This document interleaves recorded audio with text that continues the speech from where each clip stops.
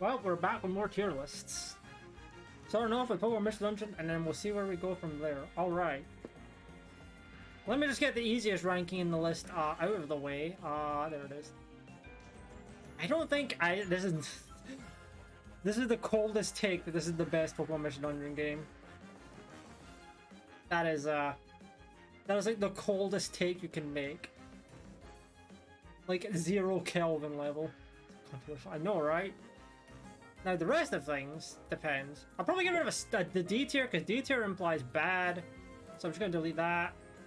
Oh, nice, just white bar at the bottom. See, so yeah. See, what are the least good mission games? Honestly, I'll probably rank Adventure Squad here. Again, none of these games are bad. Like, nothing here is bad. However, there is not as much going on in the Adventure Squad games. So I think that's fair. Like, they don't... Like, they have a story, but it's definitely not as story as the other games, you know? Like filler? Yeah, basically. They're just like filler Mystery Dungeon games. They're also on WiiWare, so there's only so much they can do. Fucking lmao, remember WiiWare? Go back.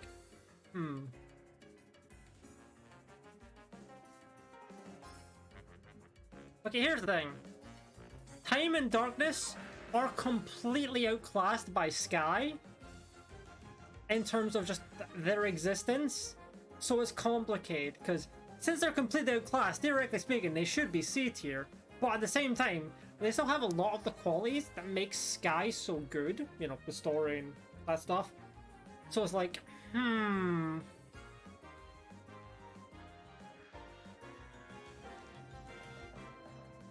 So I think I may have to split the difference. Because they're definitely not S tier just because of Sky. S for Sky, lmao.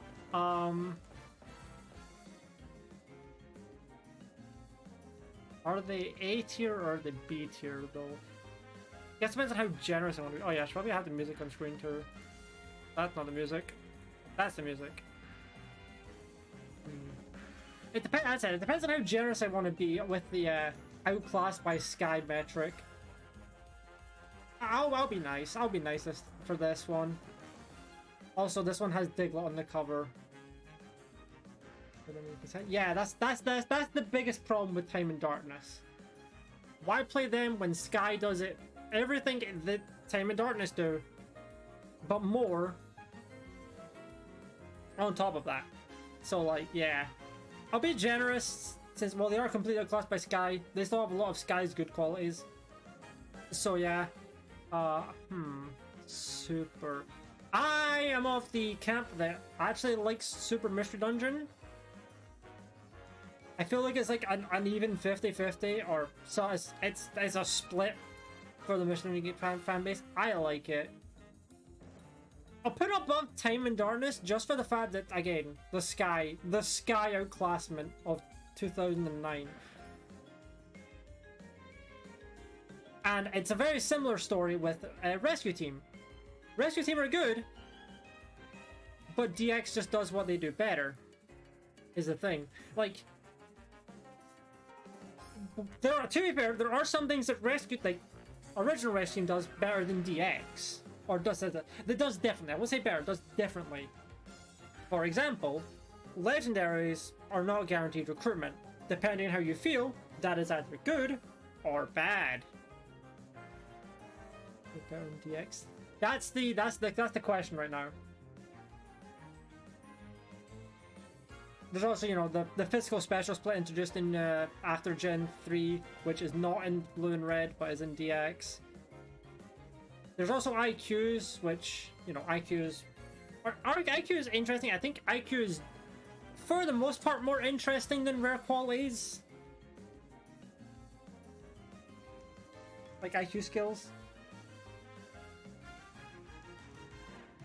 But I can understand them simplifying the rare quality stuff. Also, the fact that, like, one, there's still the quiz, and you can pick what starter you want if you don't like the one you got.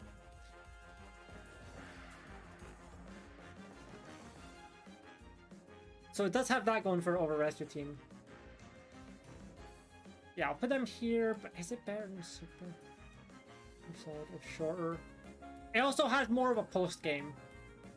Like it actually has like some post game story beats. Super has like, I mean yeah, Super has one. It's just not very long. Obviously it took me a while, but that's just because I know I get fucking destroyed at Sand Dune Spirits, so I wanted to level for that. So the post game technically ended up being like 8 hours, but if you're able to just go straight into Sand Dune Spirits, it's probably like an hour, hour and a half. Yeah, I think DX does have a better stars. Well, it has a more varied star selection. I don't know if I'd say better, because obviously they all have the Gens 1 2 3 starters.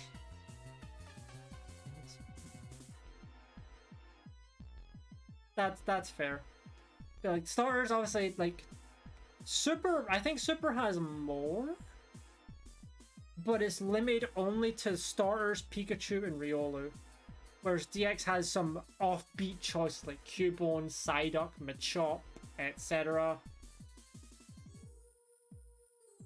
That is neat. This house design, obviously, that's also an aspect of the original rescue team, but yeah, Skitty is broken. Yeah, I think DX is better than Super, but Super is still good. Now, how generous do I want to be for gates?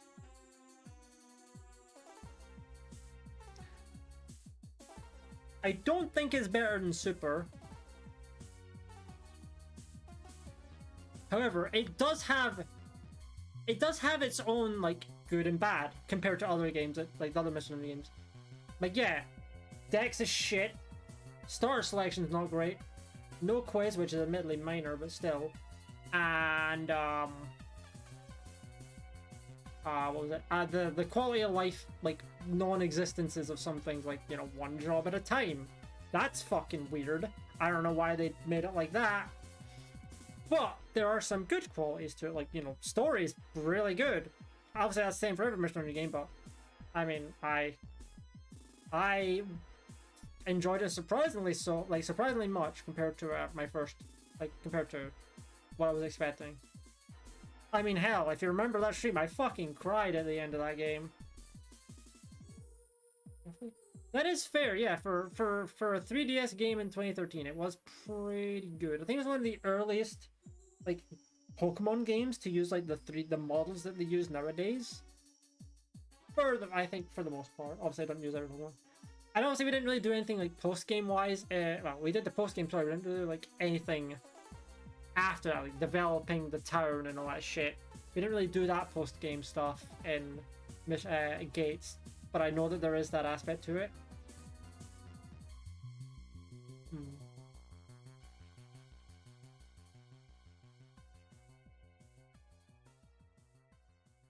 I think I don't think it's B tier. I just don't. I think B tier. Like I said, I think there's just not enough games and a bit too many tiers is the issue. That is true.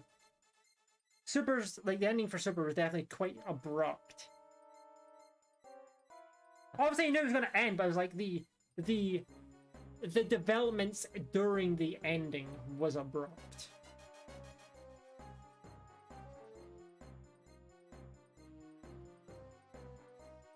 Ah, shit, I just remembered. The guys Symphony had the V-Will. Now I have to rank it D tier. You know,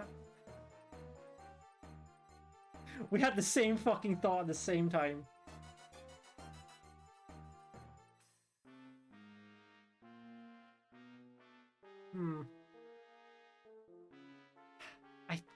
Yeah, I think I have to put it in A tier.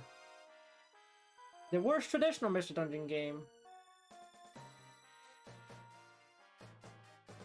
But it is still pretty good. Interesting. I don't think it's not better than the games above it. But it is not outclassed like the things in B tier are. That's the thing. B tier is just like basically completely outclassed by DX.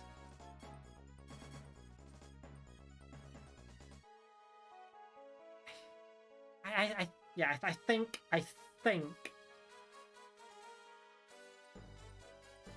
Do it better. Yeah. The biggest, as I said, that's one of the main issues with Gates. It came after Sky. It was the first real Mission Dungeon game after Sky. And as I said, there's some things it did well, but there are definitely some questionable decisions. I still think it's good enough to be A tier. But I think it's like either bottom of A or like top of B. Probably like a B plus type of game. But we have too many tiers for too few games if I do that. That'll be 5 tiers for what? 6 games? Because these are all basically the same but with different starters and Pokemon availability. They're basically just the same game.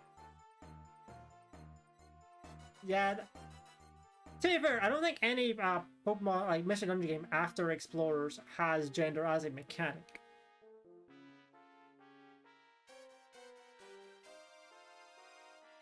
You know, what's strange that basically every Pokemon was like, yeah, every starter was male, even the Pikachu.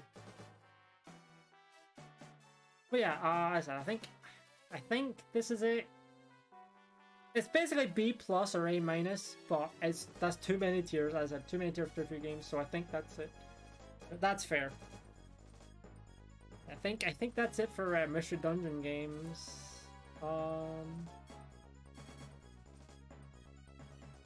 Yeah, let me save. There we go.